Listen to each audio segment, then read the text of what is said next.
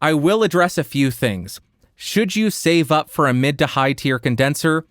I think you would definitely get a more noticeable upgrade if you're going from a $60 dynamic microphone to a $1,000 condenser microphone.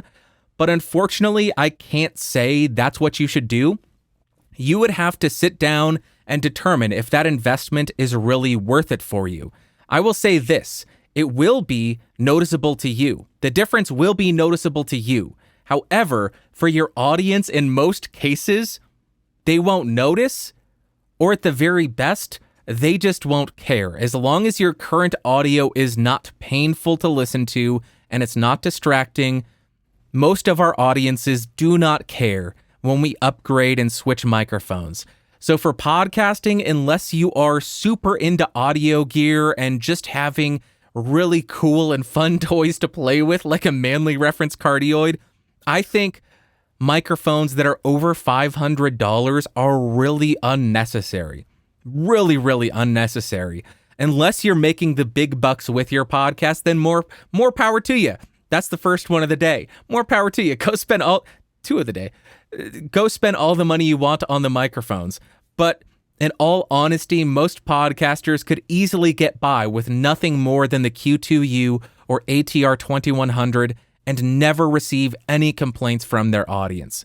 Now, as far as is the upgrade going to be noticeable from an entry-level dynamic to an entry-level condenser, let us jump to a sample where I compare the Samson Q2U to the AT2020, and you be the judge of that. So let's jump to that. And first up, I want to provide a very quick comparison between the Samson Q2U and the Audio-Technica AT2020. Both are connected over XLR cable to the 18i20 second gen. So many model numbers, it's starting to get confusing. The Q2U's gain is set at about 4 o'clock, and the AT2020 is set at around 130. But I have been switching back and forth between these two microphones so you can hear the difference and see if you think it's justifiable to upgrade from a $60 dynamic to a $100 or in your case $150 condenser.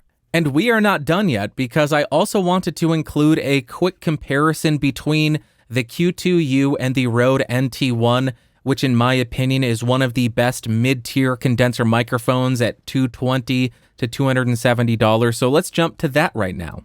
And the second comparison that I wanted to provide you is the Q2U versus the Rode NT1, which is a $220 or $270 microphone depending on the kit that you get with it.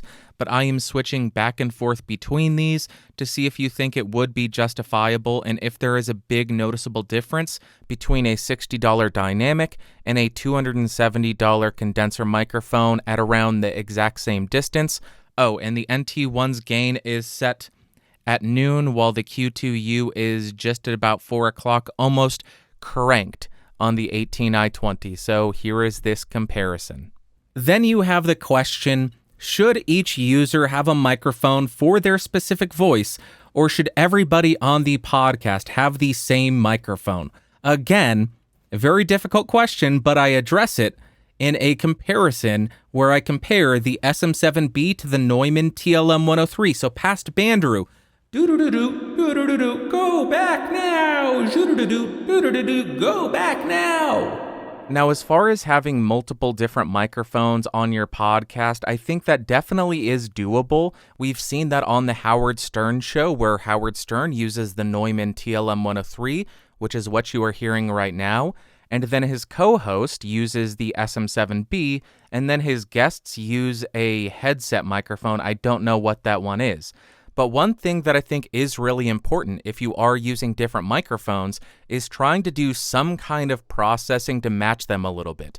Because in my opinion, if you were to have somebody on an SM7B, which is a darker, smoother sounding microphone, and somebody on the Neumann TLM103, which is a much brighter, more presence-boosted microphone, it could be a little bit jarring going from this darker sound to this much brighter sound. So I think you would need to do some kind of processing to try to match them a little bit and bring them a little bit closer to each other to ensure there aren't any jarring changes in the tone of the speakers on your podcast.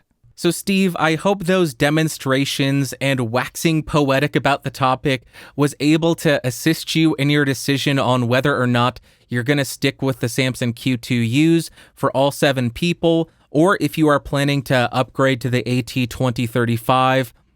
I can't tell you which one's going to be right because it is a case-by-case basis. Are you in a treated room? Do you have some kind of auto mixer that ducks people who are not speaking at that time?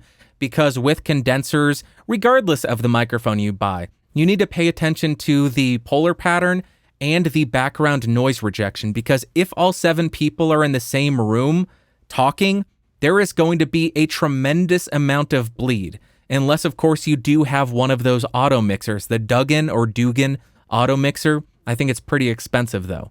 So that's my take on it. I hope that helped. Best of luck to you. Let us know what you decide to do. I cannot wait to hear what your final decision is. Best of luck to you.